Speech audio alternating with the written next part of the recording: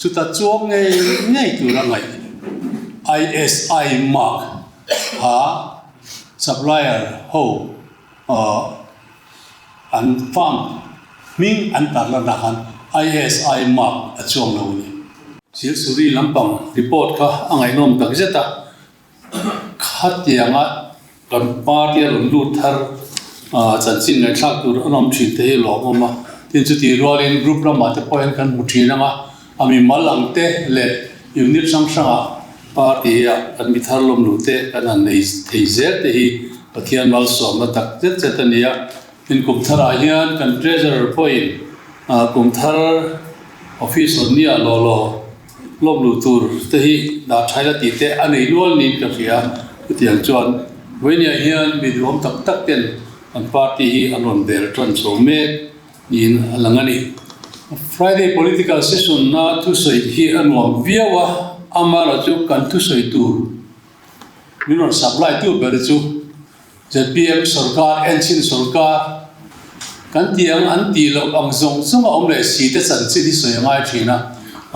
ai sa sun om lek lek zong ma an on feli kan lim san tu chuanin zo ko put na thok tu te an mania be se na sang tak nei te kan ti be dong ti ka lao deu thina ni chu wa chan voini han congress mi pui te na he ZPM sarkar hi kan du sak na tu ne ka ngai chu anin tiam ang hian kut na thok tu te thlai thar te lei ngei se la so thing te lei ngei ro se chu mi ma chon he sarkar hi talul su se ti kan du sak na ti se la ka du be se na sang tak nen mi tam takin so thi gan ling ani chu ti again thai ching tu te po ei la pui thei te to ma to te tunan kan thar chong me he ang zong te hi ani he sarkar a hian anin tiang na hian ti sak ngai se la ti hi voinia kan du sak na ni se langin chu ti rol chuan mania power chungchanga mini hydro project well an outsource do ni ome quotation pa ngai po ko loin ti thu te ka seya chu chuanin minister ril ru po ti da de ani mai thei chu wang chuan helam pang hi soi vak to lo ka duwa amaro chu video clip toy te khan power minister berin ama chan pol video hydro project ka an soi sathiam khopa alongai sabe tu ramfai tu tur kan than chief minister advisor de meu hei choni bom dar vigela ni mai lom an ti ta ka chu power department na officer te thane ngai ta ka lo thok to tu una pension me to te hi chu an real ru an na le ani ti ka kan soi do ni ten engineer ten agreement an lo siama chhel tu ka chu wangin sarkar in voini han kan tor ni ati te ka a hia chuani engineer te hen agreement an siam thei ngot lo sarkarin pasataka en kola department sang ten an chin kola law department ten to pa chai tia an vek nuwa chu da chau chuan tlang ping secretary ten an sign china agreement ni amar chu sarkar ina du chuan engineer te sign tur pon chunga en kwal rep to chu an da thei tho ni tia ni chu wang chuan power department na senior officer pension to te chuanin kan power minister te chuanin zir tur chuan la nei dewa nei hi chu ba ka Tirian Hydro project chung chang po hi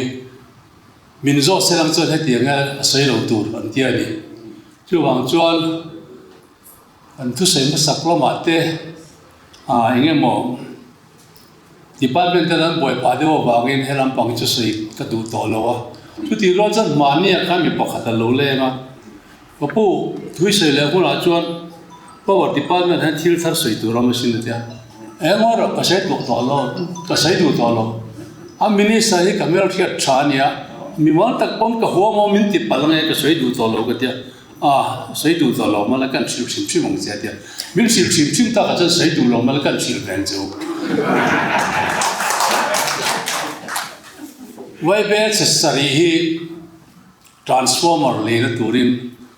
department a hen aoma atia ki chon ka helawa ati ni chu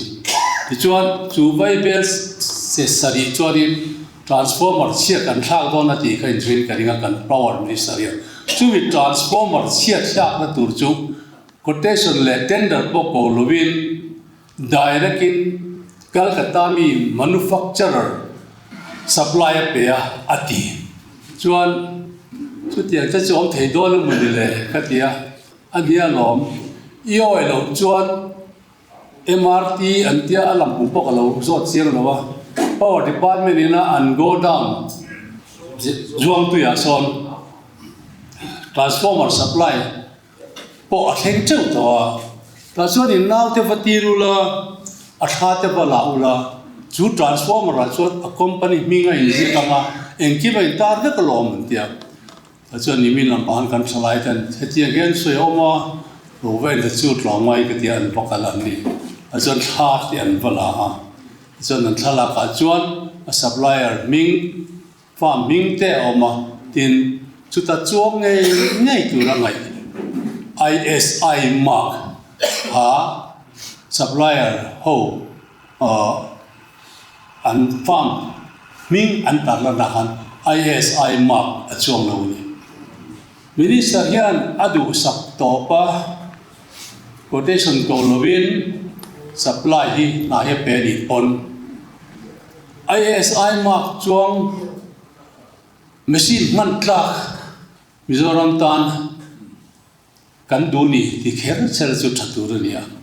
ati kher lo nge ni ISI mark hi achuak nge nge tu na kan thil siam ne re ngai rin siama supply re ne khat yang ka achuak me lo me kan thalai ten than wala chiam takin khat kan mu turi no mani khat yang thil te kan ngai tua tin an sei le zel la pe chuanin chu transformer chu asia thuna chuan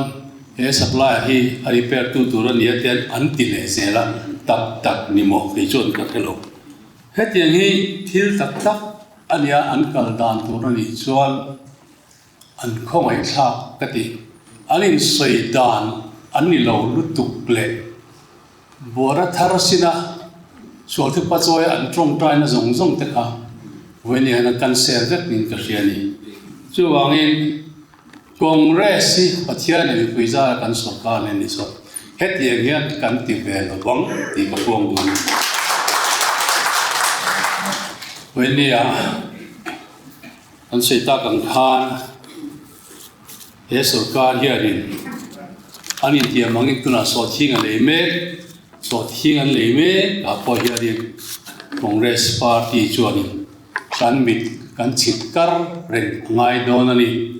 an mani party mi here society an informa chu society kaltlang chuan ale tu te na rin dora anin tiam angin sek somwa na lovin sek somni le titen an la ni homten an khia chu wangin winya chuan hei hi Congress party chuan kan en liam mai don no ni ti wen kan ho tu te bula kan soi do bokani pathian khoi na zara kan ho tu te kan ngai thla ang khan thotak tak kan neya anni kai khoi na moya hian in thurol takin ke kan pe nanga mi pui be se angin wenia Mizorama sarkar tha tin le turin ma ila mu tin kan som du chowa ke ni hi kan sarkar lo chuan Congress sarkar in engma anti lo anti a kan ro siam zong sung airport te medical college te thil dam dam sei tur tam mai tourist bus te min thal zo sak don hemi ma yan Congress kan sarkar le kan tho cho le ngai ni chumi tan chon thani ngai ta ka tan turin kan som cheu ni ka lo ve